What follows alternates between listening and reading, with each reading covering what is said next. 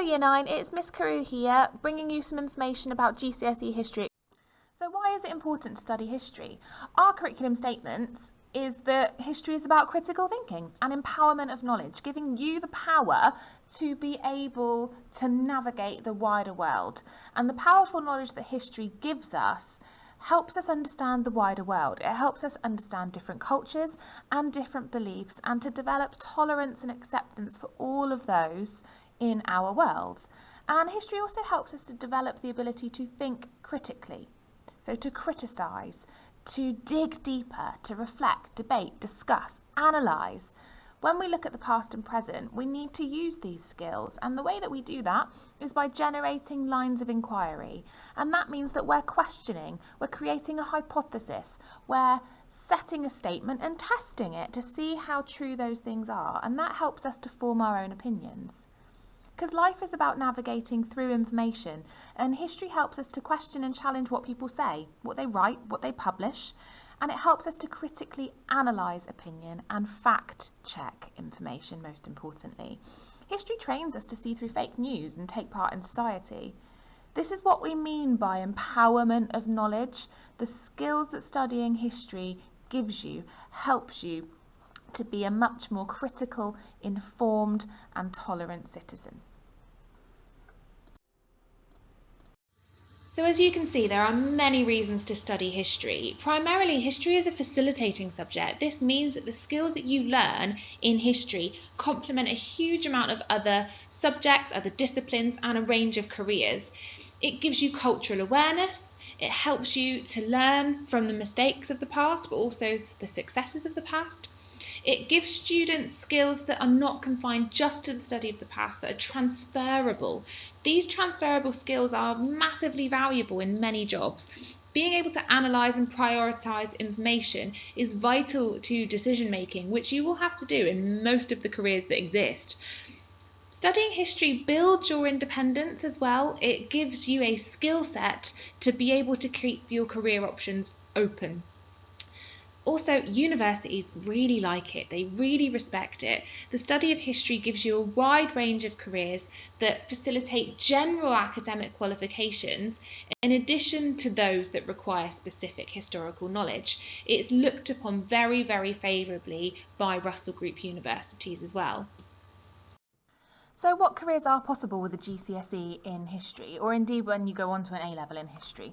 There's a huge range, so working in the media, news, TV, broadcasting, any realm of the business world, research, law, the civil service, so working for the government, teaching, education, police, journalism, public relations, so working with people, getting them to work together, looking at advertising, companies like Amazon, Sony, all those sorts of things.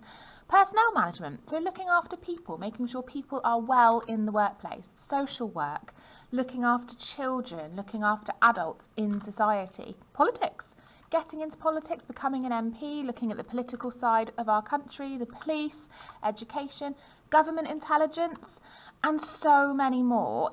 All of these careers are possible because of the skills that you develop within this subject. And so many more. Remember, history is a facilitating subject, so it's the skills that you learn that makes you so valuable to employers. And you can use history to be a really niche history specialist, like the careers on the left, but the careers to the middle and the right are careers that can lead you to such a huge range of things, and it's the skills that you're learning of argument, source analysis, problem solving, writing an essay, critical thinking, being analytical, research, all of those things can lead to a huge range of different jobs, and this is just a small snippet of some of those that it can lead to. At Coombe, we follow the Edexcel Pearson exam specification board at GCSE, and we study 4 separate topics, but they are examined in 3 papers. So if you can see the one in the middle, paper 2, is a depth study and a period study, and there are 2 topics that are examined in 1 exam sitting session. The first unit that you'll start with is Elizabethan England, and then we'll move on to the migration in Britain paper and the Germany paper, and then we finish the course with American West. As you can see, there are 3 exam papers with varying percentages and varying times on there. One thing to remember is that there is no coursework in GCSE history. Everything is examined at the end of year 11. So you have to remember what you're being taught at the start of year 10 at the end of year 11. So you have to retain that knowledge for 18, 19, 20 months, depending on when your exam is. So as well as being an excellent historian, evaluative, understanding of the course, loving the knowledge, you've got to have a really good memory to succeed at GCSE history. As you can see, everything is examined at the end of year 11. So you've got to know your stuff and you've got to be keen to revise constantly, not just at the end of the year, but at the beginning of the year and constantly as homework goes through the whole course. So we're going to kick off GCSE history with Elizabethan England from 1558 to 88. This is the first unit that we'll teach you because it is gripping and it's going to help you build on some of the learning that you've done in Key Stage 3. If you love a bit of gossip, a bit of scandal, this is the unit for you. We look at the trials and tribulations that Queen Elizabeth I faced when she became a queen. Her father was a tyrant, her mother was accused of witchcraft, her brother was a king at the age of 9, and her sister, Bloody Mary, had a nickname that stuck forever. So how did Elizabeth managed to avoid all of this scandal that surrounded her family? Did she avoid it or did she become part of it? Was she really the Virgin Queen? Did she really deserve to be called Good Queen Bess? Who plotted against her? Who tried to kick her off the throne and why? This is the first unit that we give you to get you starting to really think about the work of a historian, to evaluate and assess how good a queen was Elizabeth I. So we'll look to finish Elizabethan England by about Christmas, and then after Christmas we'll be looking at Weimar and Nazi Germany. It's very important that you remember that this topic focuses on Nazi Germany, but also on the Weimar government and how they held power after World War I. We don't look at either of the world wars, but what we look at is how governments tried to lead between these 2 world wars.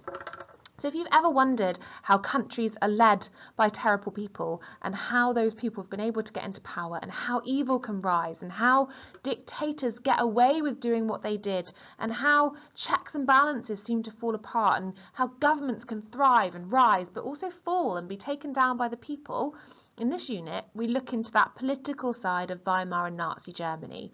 So we look at how World War I caused World War II. So that really links quite nicely with some of the things that you've been learning in Year 9 to get you comfortable with this content. We look at why a democratic government couldn't keep power. Why were they ousted? Why did you need a wheelbarrow to buy a loaf of bread? Why were people so frightened of communism? And did society actually allow the rise of evil, the rise of the Nazi Party? And who rebelled, who protested, who went against this regime? All will be revealed in January of Year 10.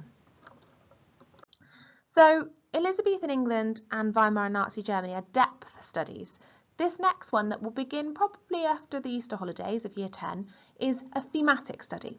And it means that we have one theme or one topic and we study that topic over a really huge span of time. So the topic that we're looking at are migrants in Britain and the experience of migrants in Britain from the year 800 all the way up to present day. So if you want to learn more about the diverse history of Britain, who travelled to Britain, why, how migration has shaped Britain today, in this unit we aim to represent the diversity of British history through current and past events in Britain. We'll look at things like the Viking invasion, William the Conqueror, 1066 Battle of Hastings. We'll look at how people were thrown out of France because of the religion that they chose, fearing for their lives, and how they were accepted into England by Elizabeth I. We'll look at the role of cities like Liverpool in the 19th century and how they helped support migrants and how migrants ended up contributing hugely to the industrial structure of our country. including that of the Irish migrants. We'll look at the experience of Jewish migrants in Victorian East End of London, and we'll be looking at the Plymouth experience as well. We look at people that were part of the Polish Air Force and how after the wars they came over and stayed in Britain because they weren't able to go back to their country, and how they were welcomed and settled. We'll look at people that were fleeing World War I, World War II, the kinder transport as a result of the Holocaust, for example.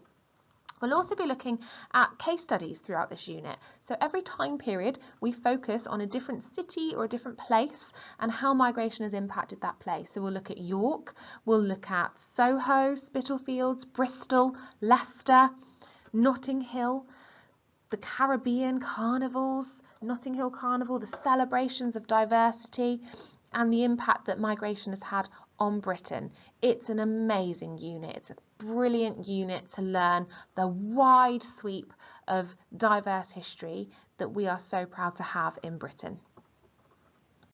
So as the migration unit is a pretty big one, it's a big thematic study, we will probably finish the migration unit by about October of year 11. Then you'll have your mocks, and then after those we'll begin our study of the American West. So this is what we call a global study or a wider world study. And we've chosen this one because it connects really well to our Plymouth history of that of the Wampanoag tribe and the Mayflower passengers that you learnt in year 8. And it's looking at what happened to those indigenous people, those Native American people, a couple hundred years on after the settlement of the Mayflower in 1620. So have you ever wondered why we call it the Wild West? In this unit, we discover what was so wild about the American West. Who were the cowboys? How did their behaviour impact the Native American people? Was America really the land of hope and opportunity?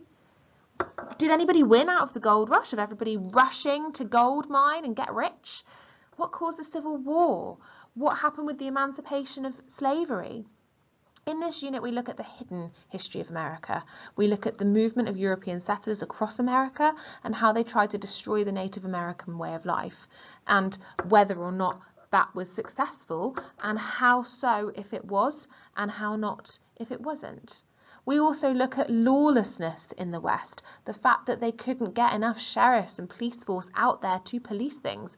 We look at stories of cannibalism on the journey across the Great Plains and the mountains to get to the West. And we look at things like peaceful coexistence. How did that change? How did repressed people fight back? How did they protest against what was happening with this huge sweep of migration to the American West? And obviously, I've just said the word migration, so it knits really nicely in with the theme of migration in our previous topic as well. So that's it. That's what you study at Coombe for history. So really, why should you study history at Coombe? We offer you loads of support. We have a really good understanding of the course and the exam. We give you recipe cards which help you structure your answers, tick lists, course booklets, structure strips to help you structure your answers. Marking and feedback is regular. We will give you one-to-one support when needed, and we give you a love of history that we can pass on, hopefully, to you guys, that you can then take with you into the future. So to study history at Coombe, you do need to have an interest in the past. You need to like history. You need to have a questioning and inquiring mind.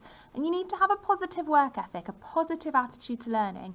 There is a lot of essay writing in history. We're not going to lie to you. There is a lot of writing in this subject. We use peel paragraphs very regularly. You need to be able to reach a judgment and analyse sources. We use the 3 C's and 3 P's, just like what we do at Key Stage 3 at GCSE as well. You do need to be quite independent. You need to want to research, want to complete your homework. You need to be able to manage your time. GCSE history is a marathon, it's not a sprint. So cramming with facts and dates last minute for your exam will not suffice. That's not enough. You need to be keen to do the work well as we go along. You really do need to be a keen writer. If you struggle with writing but you love history, we will help you. If you absolutely do not like writing at all, it might be worth thinking about whether this is the right option for you. The exam paper is essay focused. There is writing in every single question. There are structure strips to help you build up that skill, and we will help you get there if you are enthusiastic and you want to work hard. So this is an example of what an essay looks like in history. You have 4 exam papers, remember, and there will be a big essay question in every single one of them, as well as a range of few smaller question answers. So for an essay question, you would normally write approximately 3 to 4 complex peel paragraphs with an introduction and a conclusion. And then in the same paper, you will have an explain question, which will require 2 to 3 peel paragraphs, and then some describe and some source analysis questions. So we want to be really open with you guys about what the essays look like. This is a typical essay written by a history student. Homework is super important in history. We say educate once a week, and we do expect you to repeat the quizzes until you achieve 100%. And this is because the educate quizzes help you commit this learning that we're teaching you in class to your long-term memory. Homework is super important in history. You have so much content to remember, and it's super interesting and we love it. But imagine you have to remember the stuff that you learn at the beginning of year 10 right at the end of year 11 to help you make sure that you're successful in your exams, and that's what we want to ensure. So homework is super important in history. Educate homework tends to take between about 30 to 60 minutes a week. We do also set revision homework at the end of each topic, just like in Key Stage 3. We give you a knowledge organiser to rag rate, and then you can create your revision resource that you can keep and reuse before the mocks and the exams. That can be flashcards, it can be mind maps, it can be whatever format you find the most helpful for your learning. Sometimes we might set you a documentary to watch to make a timeline alongside, and we always give you optional extras like podcasts and things like that too. But homework is super important in history, and we do expect you to complete it in a timely manner and understand that we're setting it because we really care about your progress and we have to build your long-term memories in history.